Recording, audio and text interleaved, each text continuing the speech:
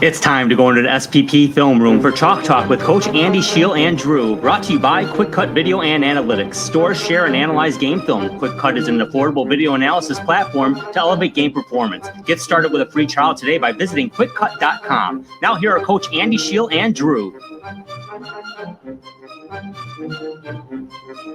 Welcome, everybody, to the Sportsman's Podcast. My name is Drew Dave Drzinski, and I'm joined by Coach Andy Scheel in the SPP Film Room.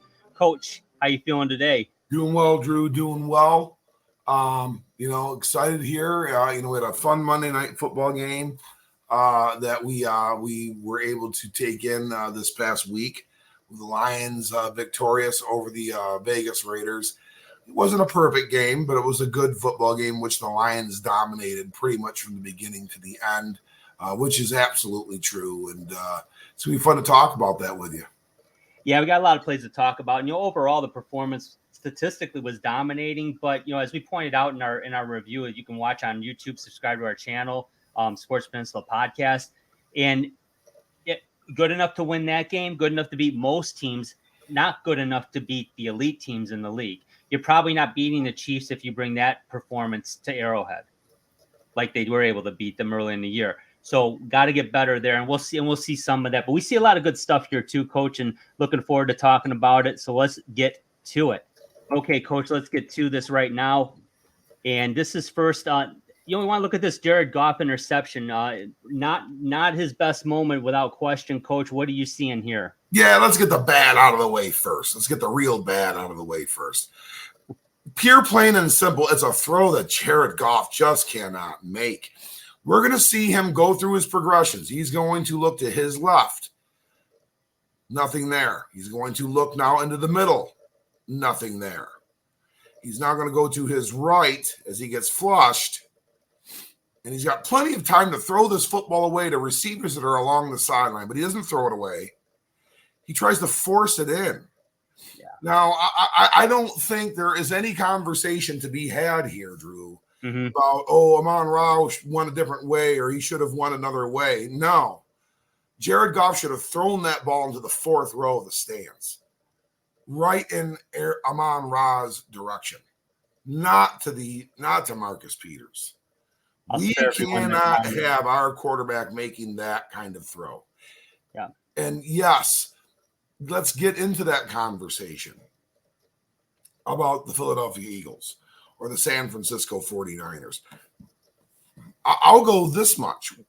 I don't care if we are hosting, a low seed in the playoffs. I don't care if it's the Chicago Bears. We could lose to them based off of a play like that. You should look at every pick six as a 14-point play. Yeah. Absolutely. Every pick six is a 14-point play. So not every interception, every pick six. Mm-hmm. That was the cardinal sin there. I think he got probably a little bit in between throwing it away and thinking Amon-Ra St. Brown was open. But, nonetheless, that's all on number 16. And really, that constitutes half of Las Vegas's points. Yeah, exactly. So, but this game was far too close for far too long. Great in part because of that play, Drew. Yeah, we're not trying to beat up on Goff because Goff's had a great year and he had a solid game. But, that was a play you can't ill afford to have. And you're right. You're giving the opposition 7 and you're taking away an opportunity to get 7 of your own. And you were inside their territory too. And actually, near the red zone. So you're absolutely right. That's a 2-touchdown swing, 2-score swing right there. So potentially, and that's what happens all the time. And we got to avoid that. And I'm sure he knows it. And I'm sure he's going to be working on that. No question about that for during the bye week. But let's look at the next play, Coach. And we got a lot. Throw many interceptions. He does not throw many. He's not that kind of gunslinger. So when he does make them, it's extra frustrating for poor Jared. Yeah, exactly. Now here's a nice little flare pass to Jahmyr Gibbs, and Jahmyr Gibbs had a huge game in this one, Coach. They used him in every way you can, and that's why they traded up to get him, or they traded back to get him in essence because they went down to number 12. But they targeted him. Brad Holmes took a lot of flack for taking a running back that high, but I think we can see why. Yeah, well, Jared's now throwing the guys with the gray jerseys, not the gray, the gray jerseys and gray pants, not the white jerseys and gray pants. And this, a lot of these plays we've seen are these, schemed screen plays. This is a flare pass.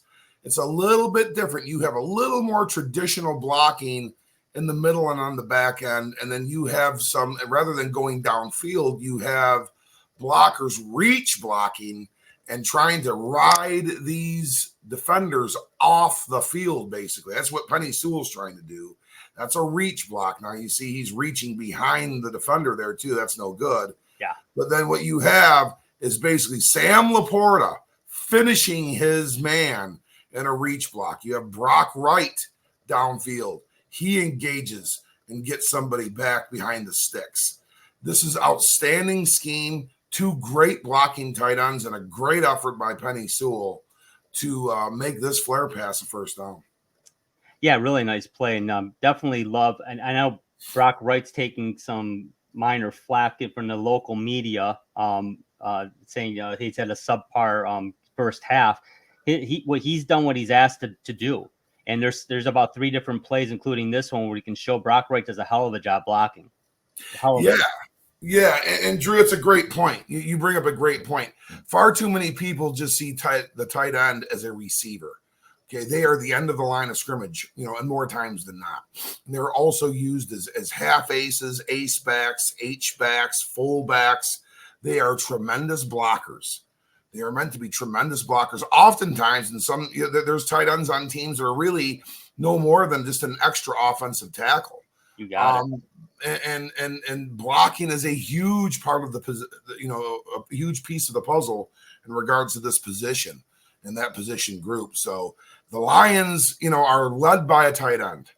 They are led by a block first tight end. By hell or high water, the Detroit Lions tight ends are going to be good blockers. I don't think there's just any two ways about it. That would be sacrilege to MCDC there, Drew. Oh yeah, exactly. We know number 89. He's wearing Brock Wright's. Yeah, that's true. Very good call. All right, let's look at the next play, Coach. This is the Kirby Joseph interception. Now, this came right off the heels of the Josh Reynolds fumble because he was stripped. Tough play. It is what it is. But the very next play, Jimmy G tries to go for 6 here, and let's talk about what you see here. Well, oftentimes offenses try to strike big off of a turnover. That's that sudden change. That's where they're going to try to get you. The Lions are wise to it. And they are going to bracket Devontae Adams, who's here down at the bottom of the screen, running that go route, and he's going to try to split both Kirby Joseph and I want to say Jerry Jacobs. Mm-hmm. But look, Jim Garoppolo just stares this down. He wants to go here just like one of those, Subway subs he was selling back last winter. And here it is. It's bracketed perfectly by Kirby Joseph, who understands this technique better than anybody on the Detroit Lions team. I mean, almost all of his interceptions, and he's had quite a few, were based off of bracket-style coverage like that. He ended Aaron Jones's tenure in Green Bay, or Aaron Rodgers' tenure in Green Bay, basing off of his ability to bracket with a corner. And this is just a great tandem and some zone defense here, deep in the Lions territory off of a sudden change. And guess what? Change is happening all of a sudden once again. Lions offense, get yourself back out there, dust yourself off, and dry those eyes, Josh Reynolds. You're getting another chance. Exactly. And I mean, Garoppolo stared that down, like you said, Coach. I mean, it was very obvious where he was going and what he was going to do, and it very, very likely the Lions had that in mind. I don't know if they've done this in past games. It's possible. I haven't seen that. But at the end of the day, telegraphed. Yeah, for as much as these guys practice, they are definitely going to practice sudden change and things like that, and they're going to know where people are going to try to strike. And typically, oftentimes they think teams kind of get into a lull, off of a key turnover, and they kind of are a little fuzzy and cobwebby, and they take advantage of that. Not in Ford Field or not. Exactly. Now here. This is a nice third down run stop here, Coach. And the defense played phenomenally well. But this is an example of some really, really good play up front. Let's talk about this one. This is complete ownership of the line of scrimmage. I mean, they just absolutely decimate the Oakland blocking scheme here, and Aleem McNeil is going to penetrate himself. He's going to get his body turned, turned his hips, and he's going to get himself back square. It's called getting yourself skinny. And he keeps his balance. He's going to get into the legs of Josh Jacobs. You see, everything is framed. Everything is framed. Everything's almost within the lion there for a second. And everything is kind of condensed inside. We refer to that as crushing the can. With the Marine City Mariners. But Alex Anzalone is going to attack space here. He's going to attack space right here in the alley after Aleem McNeil trips up Josh Jacobs. And here comes Anzalone to finish things off inside of the defense. Beautiful play on 4th down. Detroit Lions are getting their ball back right at midfield. Yeah, just gap discipline and great push up front. Like you said, the Raiders had no push there. And they did a beautiful job. And Aleem McNeil, he did get skinnier, Coach. He lost about 25 pounds this offseason. So you're right. Yes, this is very true. It's a good point. It's paying off. Yeah, excellent play by the Lions defense there. Next play here, Coach. We got this is just good pass coverage here. Garoppolo rolls out, and there's just nothing there. And it's just an example. When Aaron Glenn got the game ball from Coach Campbell, and he promptly donated that to his guys, Cam Sutton up here, and then Jerry Jacobs down here, because they had a hell of a game too. Let's talk about this one. Yeah, and we might nitpick Coach Glenn and some of the techniques that are used up front, but he is doing a phenomenal work, and these defensive backs are so well coached, and we've had a lot of dings and bumps and bruises within our secondary, and we just keep thriving. Everybody's covered and bracketed. Everybody's covered and bracketed. Now, once again, I get very frustrated. Mm-hmm. We will wind it just a little bit. Okay. About the Lions, and this, I will kind of critique Coach Glenn's, philosophy here. If we take it back just a little bit more, yep. We are going to see Aiden Hutchinson here at the bottom of the screen. You're rushing on the right offensive tackle. He immediately spins underneath. Now, this move is going to be acceptable if he was even depth with Jimmy Garoppolo. He's not. He's underneath. Jimmy Garoppolo now is going to go outside of his offensive tackle and contain his loss.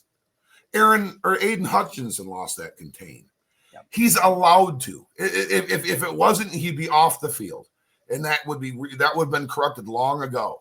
He's allowed to knife underneath that way, which allows Jimmy Garoppolo to break contain and have all sorts of time to find a receiver. He's got one standing right in front of him, which he doesn't see. He just doesn't see him. Or he's looking right at him right now, it looks like. But he must be looking over him. Yeah. He must be. Or he must think those defenders are going to get there in time. And this ball is just poorly thrown, incomplete.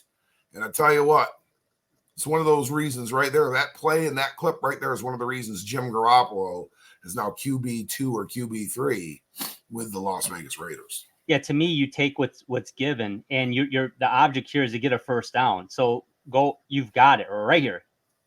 He's there. And like you said, he's looking over him.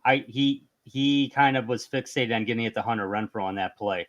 Right, which, anytime they threw the ball downfield, it was incomplete, and they didn't throw it downfield very often. Great point. They're not very good at throwing the ball downfield, at least with Jimmy Garoppolo calling signals.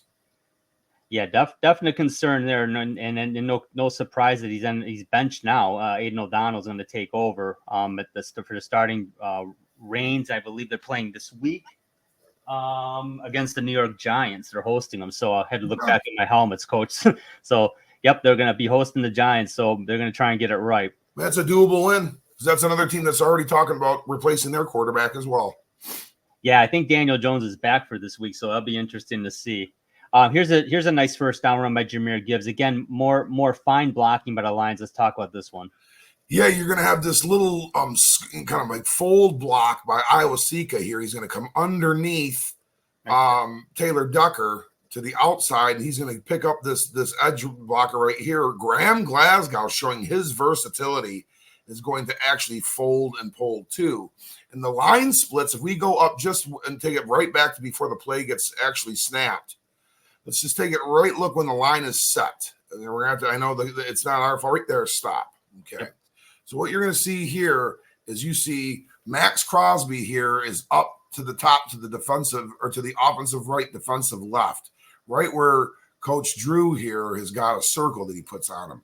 These line splits are done by design to be just wide enough so Max Crosby can't get there. That's why if they were real tight, Max Crosby would have been able to kind of condense that and probably would have caught Jahmyr Gibbs from behind. He's not able to do that. As you can see, this play's just wide enough to where he's got a little bit longer way to run. Mm-hmm. And he's already, and he can really hoof it. Yeah, he can. But it's just wide enough for him to avoid. You see, I believe Glasgow actually came back and turned back and got in his way. And it was, a nice pick up right through that gap. Right there. Yep. Very nice. Amon Ra covers his guy well. And downfield is Sam Laporta and another Detroit Lion first down.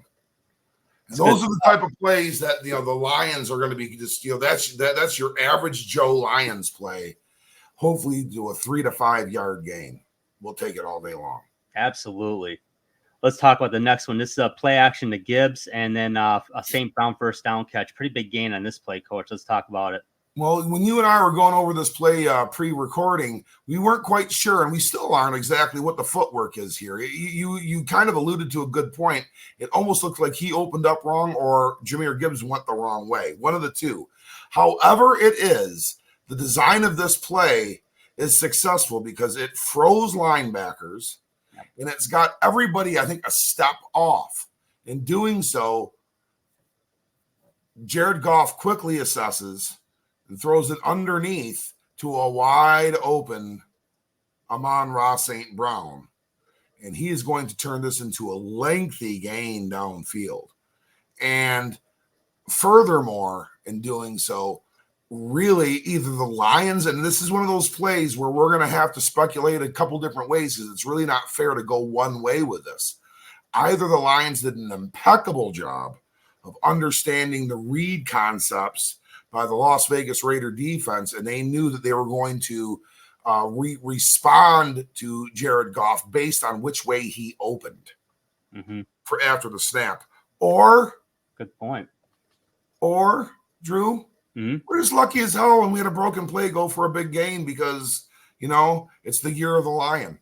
But, I would like to think it's the one before because, honestly, that's, football's a game of smoke and mirrors in many, many ways.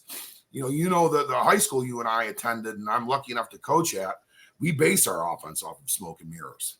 Yeah. And, for you to be undisciplined and unsound and over pursuant and to not understand the fundamentals of what we're trying to do, which are the basic fundamentals of the game. And, this can translate a bunch of different ways. It can translate that into a pro-style offense, and the pass plays doesn't matter. And, all I know is Lions flipped the field on that play right there. Great job by Ben Johnson. Great job by Jared Goff and the entire offense. Yeah, Goff was about to get smoked on that play too. He did. He took some heat on that one, which that is always a concern.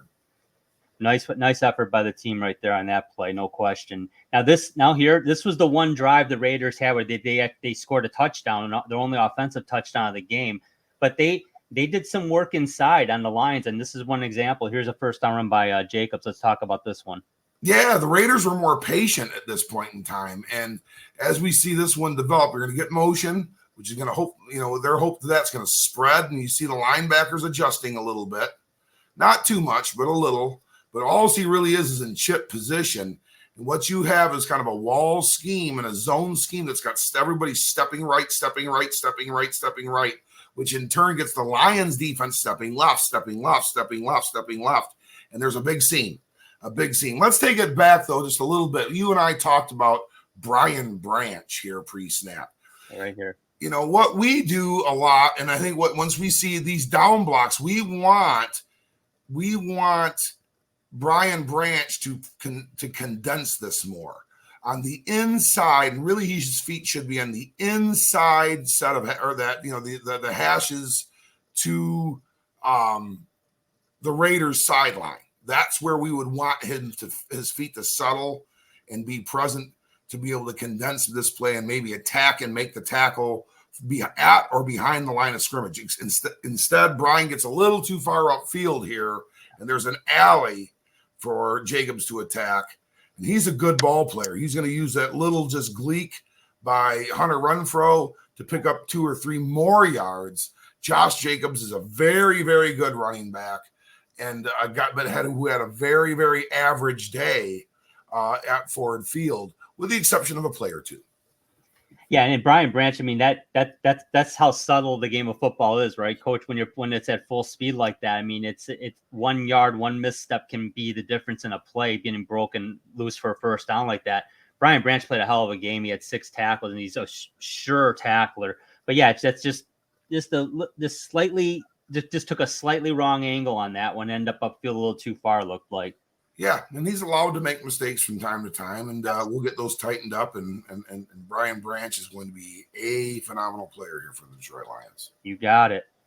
Next play here, this is a big catch by Jamison Williams, a very nice throw, nice route. Let's talk about this one. Well, J-Mo, can kind of be in the doghouse at times, and he can be at the penthouse at times. Here's a great play by him. Better get off here. We talked about that in our film room last week on how Jamison Williams was having a hard time getting off the ball. This one, he gets off a lot better, although you can still see there's a little bit of hesitation. He is able to run right by the defender here, and obviously they're putting him into the defensive backfield's responsibility. But if we rewind this one more time there, Drew. Yep. He basically stems his route just as he gets to this linebacker. And you see it, boom. Yep. He makes his little move underneath, and now he makes a nice catch. If he's able to keep his feet there, he has the type of speed to take that to the house. We just need to see J-Mo be more consistent and plucking his catches. Exactly. Yeah, you're right. I mean, if he doesn't get tripped up there, all kinds of daylight available to him. Yeah, it's coming. It's coming. I mean, I think one thing that happened with him as well is Jahmyr Gibbs stepped right in and has made subtle and even better impacts every week. In the last 2 weeks, he's been outstanding. So, needless to say, we're expecting that from Jamison Williams too, and we haven't quite seen it yet. But we see there's a lot of hope here, and there's a lot of talent there. So I want to see the body of work for this full season before I really have an opinion on him. Obviously, we're all disappointed in a lot of the things that have happened and the drops, but it's starting to come together slowly, not as quickly as it quite frankly should, but it is starting to get better. There's no question. That was certainly a good play. We just need J-Mo to build upon that more consistently. Exactly. Okay, here's a slip screen to Gibbs. This is a big gain here, Coach. Let's talk about this one. Big gain in the concept that we've seen used against the Lions, and we've seen Ben Johnson use it himself, and we're going to see it right here. What you have is Amir Johnson's looks like he's going to flare left. Okay, very similar to what we saw before. What he's going to do is he's going to set up underneath, and what you have is you've got 2 guys stalk blocking downfield. And then you've got now Gibbs has got the ability to slip underneath the 2 guards and Graham Glasgow and cut this play up back to the right, slipping to the right. We flare left to slip back underneath the formation to the right. That's what this play concept is. And as we see it right here, those 2 guys stalk blocking, one of them Sam Laporta. I'm thinking the other one might be Amon-Ra St. Brown. I believe you're right. The 2 blockers, you see the linebacker out on an island. He's going to attack, but he'll never make the play. You've now got the 2 guards. Actually, Awosika gets a nice piece of him. And Gibbs makes Robert Spillane miss. But this is a great play concept. Slip screens are really tough to defend, especially when you're working hard upfield. Just like any kind of a screen game, it can be absolutely lethal. It's a nice play, very nice play. And the Lions run a variety of different screen plays, and it always, like I said earlier in earlier shows, it's worked so well in Green Bay. It's not quite the same, but I love the concept because it's just you can do so much out of it, and it just keeps the defense on their heels. So yeah. It keeps defense on your heels, and it's a sure way to slow down an aggressive pass rush. Now, here, obviously, there's a lot to like about Sam Laporta, right? But what I really like about him is just the basics. He finds the sticks. This is a play. I mean, it's a third and 6. You got to get a first down. He finds the sticks here, Coach. Let's talk about this one. Well, we've highlighted his blocking several times in this episode. Here we see him as a receiver and is a real good budding receiver. He is going to find the soft spot underneath these two linebackers here, or actually the safety and the linebacker, or the nickel cornered linebacker. He's going to find it. Goff is going to look off of Sam Laporta and look in, I think that's Amon-Ra St. Brown's direction, which is always going to draw defenders because of the amount of targets and receptions Amon-Ra St. Brown has. In doing so, it spreads things just enough, and it's great timing for Goff to hit Laporta just, at around the 21-yard line, but with him be able to turn his shoulders upfield and pick up those extra yards for a Lions first down. Real nice play. What I noticed here, Coach, is hard to see on the clip, but Laporta comes down and then he stops and comes back and just settles in. Right there. Those kind of movements, they'll actually freeze the defense, which kind of locks them into their feet rather than continuing to attack. That actually freezes the defense. And there you go. Lions first down. Nice route. Nice play. Very much so. Now here's the Laporta touchdown, Coach. And this was a nice play. Let's talk about this one. Okay, here he is lined up wide here. He's lined up more as a wide receiver. You see underneath, I believe that is Khalif Raymond coming underneath. And you see Laporta's actually lined up out wide here. Now he is going to just basically split the two defenders that he had facing him. Obviously, their running zone, you can see those eyes are completely off of them, and that defender is not even considering Laporta anymore. But there he goes. He breaks his route in and around the 8-yard line. This buys just enough time. Robert Spillane's one step away from making this play and getting a PBU, 2 steps away probably from having an interception. But he's just short. That allows Sam Laporta to trot in for a Detroit Lion touchdown. Sam Laporta, one of the leading receiving tight ends in all of the NFL in his rookie campaign. It's impressive. He's really impressive. I mean, we said in the review, we like TJ Hawkinson. We love Sam Laporta. I mean, Hawkinson was great in Detroit, but man, it's like we haven't missed a beat and got a couple extra picks for it too. So absolutely excellent work. And quite frankly, a discount, at least for a couple of years. So win-win-win for the Lions. So let's talk about the next play here, Coach. This is a draw play to Jahmyr Gibbs. They get the first down here. This is nice. Let's talk about this one. Well, you're gonna get pass blocking look. See how the Lions are back. They're pass blocking here. And you see Taylor Decker's really doing it. Sorsdal's really doing it. They all are retreating like it's a pass play. You see Jared Goff, if you rewind it just a little bit there, Drew. He's actually going to look like he's looked downfield the pass just for like a 1/1000 count. And right now, he's going to tuck it right underneath. Draw plays are extremely difficult to defend because it really has you thinking and going one way after the snap. What you had was basically everybody freeze for about a 1/1002 count, a second, like a 1.5 count. And that's all the time Jahmyr Gibbs needs to be alley bound and space bound, which is exactly what he does here. And he picks up a nice first down for the Detroit Lions. I want to highlight Josh Reynolds here because great block downfield. Very good call, Drew.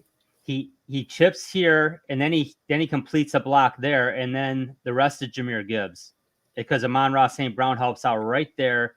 And this is just a very athletic play by Jahmyr Gibbs. Awesome work. We were talking about this guy at Georgia Tech. For those of us that are real college football slappies that really will watch those, any game we can get our hands on.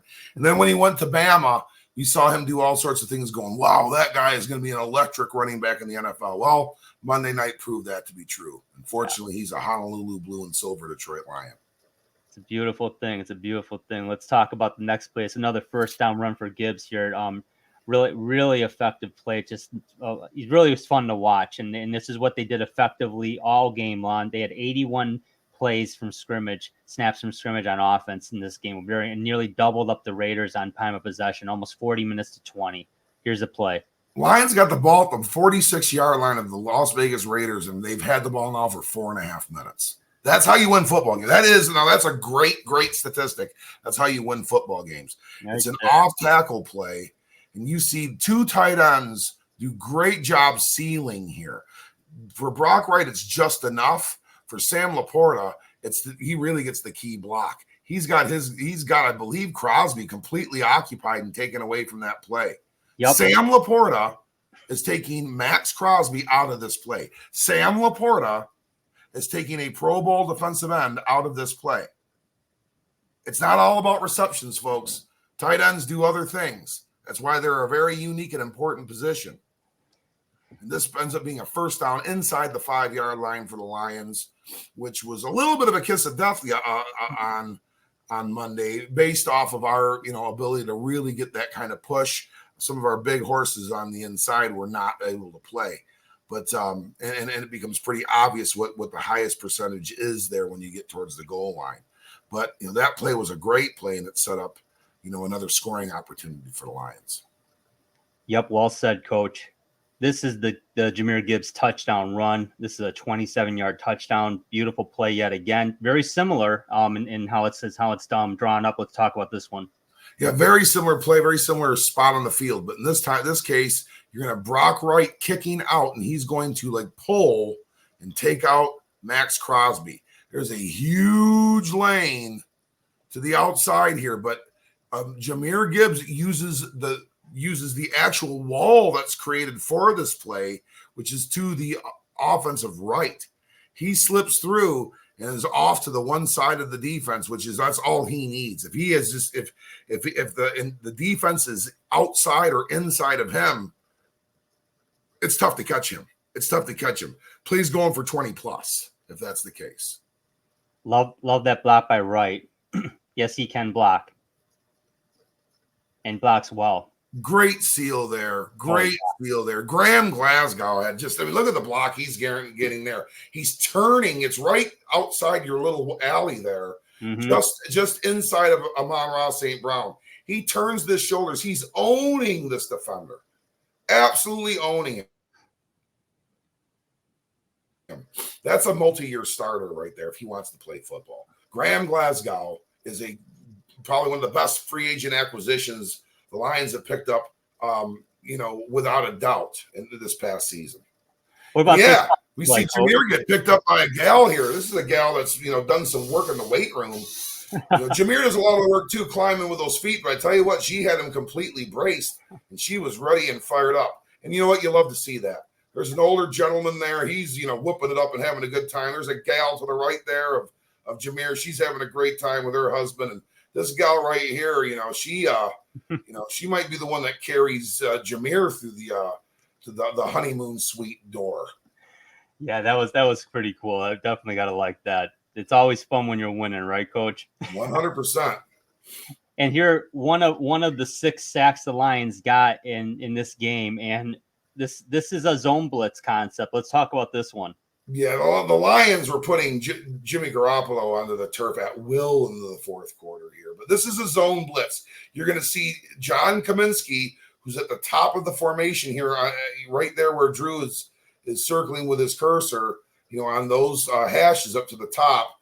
And you're going to see him drop off. You're going to see right there Aiden Hutchinson take a real wide rush. I'd love to see him rush wide almost every single play because I think he's athletic enough to do it. But you're going to see him get real wide. That's going to draw that offensive tackle outside. You're going to see Aleem McNeil tie up that guard. We've got a huge alley, a huge stunt lane for Alex Anzalone to attack. You see John Kaminsky just do enough to kind of alter Jimmy Garoppolo's decision-making, and there's not going to be much of a decision for him to make anyway as Alex Anzalone preys upon him and puts him to the ground. And look at who winds up right there at the back of Jim Garoppolo, Aiden Hutchinson. Yep. How about that? An outside pass rush move that worked well. Huh. Oh yeah. Sounds like something I'd give a try again. Yeah, that's a great point, Coach. Great point. Again, we went through quite a few plays there, and at the end of the day, the defense played great. They were able to get a turnover. They were able to put Garoppolo on the ground six different times for sacks. He was under duress all game long, pretty much, especially in the second half. To your point, but the Lions offensively again did enough, and Jahmyr Gibbs was outstanding. The blocking was great. Goff wasn't Jared Goff's A game. It was a B- effort, but good enough to win, but definitely needs to be improved on. But we've seen plenty of good stuff from Jared Goff this season. I'm pretty confident as a fan to say that, yeah, I think we're going to roll with them. Getting back to the trade deadline, and I get it. I mean, would I have been happy if Montez Sweat or Chase Young or someone like that would have been aligned? Absolutely, of course. But you noted, and you made a great several points on the review yesterday. It's on our channel for this game. Aleem McNeil's a 3rd round pick. Derek Barnes a 4th round pick. Graham Glasgow was a 3rd round pick. Exactly. I mean, there's value in these picks. And by the way, you wouldn't trade those guys for pretty much any of the ones that were available. And oh, by the way, they're also a lot cheaper. And oh, by the way, they'll be on the team next year. So the NFL trade deadline is a little different. Trades in the NFL are different than the other 4 major sports teams. And people have to understand that. And it's tough. I get it. It's when you see those big names out there. Hell, even when Derrick Henry's name was mentioned, I was like, oh, wow, that would be cool. And it would. But again, there's a price to pay for that. You're going to lose those picks. You're probably going to lose that player. There's a lot of guys like St. Brown, like Jonah Jackson. They're going to have to be re-upped. Jared Goff, potentially, going to have to be re-upped. And that's going to be big raises. That means other guys are going to have to go, which means you better have draft capital to start already pre-backfilling and pre-filling the well up, because you're going to lose guys, but then you'll have other ones step up. So precisely, Drew. You just surmised it perfectly. You surmised it perfectly. You will not keep this thing going if you want to trade away your draft picks. You won't. Yeah. So, the San Francisco 49ers really, really, really feel like they're close. They feel like they're close, and they made their move. They made their move because they're going to have to live with their team for a couple of years and hope that they can replace via free agency some of these voids that are going to be coming up. Chase Young might be playing a little bit better than he was at the beginning of the year. And yes, he's going to be playing with Bosa and it's going to be real good for him. That being said, do you think Chase Young is going to stay in San Francisco if his career resurrects? I think he's going to try to get as rich as he possibly can. Yeah, on that second contract. Yeah. So I mean, and is there a good chance he plays okay? Well, you know what playing okay to me is? Probably a day 2 or day 3 defensive end. That's who plays okay in this league, not the number 2 overall pick. And this isn't about roasting or criticizing Chase Young. Again, if he became to Detroit, we'd be goo-goo gaga over it, all excited. Mm-hmm. But that's not the case. We did make a move, however, and it's about fit. You heard Dan Campbell talk about, trade being the right fit. Just because they're good doesn't mean it's going to be good for that team. They acquired a guy that's from the city of Detroit. He was born and raised there. He's a Detroit public schools graduate. He is a former University of Michigan student and Wolverine football player. And I would not be surprised if he's a graduate himself. Both of his parents are doctors. So education is important in that family. He's a physical player that's coming off of a really, really good season. It's a great addition. It's a great addition. Big body, right? 6'2", 215, 220. Yep. And honestly, he may be the type of guy, and he might be the one guy on that receiving core that's kind of the guy you're going to throw that that corner pass to when you're at the 5-yard line. He's got the leaping ability and the strength to get those 50-50 balls in the corner. The Lions are very good with running underneath and stretching the field, but they don't have that guy that kind of just that big body receiver. It's just a sure-handed guy that's going to go up and get the ball. And obviously he's injury insurance too, because you mentioned on our review, Tom Kennedy was in last week. Not that no offense to Tom Kennedy, but I mean, you don't want to have to rely on a guy that you end up cutting in the preseason. So, you want to upgrade there. Peoples-Jones had 800 yards last year, so not a bad. And they gave up the 6th round pick in 2025. Yeah, and DPJ, he's also got some kick and punt return experience. Mm-hmm. He was the Michigan Wolverines' primary punt returner during his time there. And, we need, DPJ. I want to root for DPJ. I did when he was a Wolverine. He's a guy that had broken the hearts of the Eisenhower Eagles some time ago. Ike was winning the state semifinal with about 4 seconds left. And DPJ plucked one up above a couple of defenders in the end zone and put the Cass Tech technicians into the state final at Ford Field, where they promptly rolled through Detroit Catholic Central for a second time. But special player at the high school level, highly touted prospect that went to U of M, and now he's back home once again with the Detroit Lions. So it's exciting to see him play. I believe he's going to wear number 4. That's the sounds of it. Okay. All right. Jason Hansen proud. Hey, that's right. I love that. Hey, Coach, good luck to the Mariners tomorrow. Good luck to the Eagles tomorrow. And hopefully next week we're talking about a regional final, right? That's right. Go Eagles. Go Eagles. Beat the Lakers of West Bloomfield. Sorry, Mike Stone. If you're out there watching, I know that's your squad, but the boys in blue are coming after you. And you know what a time it is already, Marine City. It's wood and mitten time. And we are going to take on those Lutheran North Mustangs from 24 Mile Road. And they can come over to 26, go down King Road over to Meisner, and see what Marine City football is all about. Go Eagles, go Mariners. Bring home those district championships. For Coach Andy Scheel, the Marine City Mariners, I'm Drew. Take care, everybody. Thank you for watching. Thank you for subscribing. Thank you for liking the videos. Take care. We'll talk to you next week.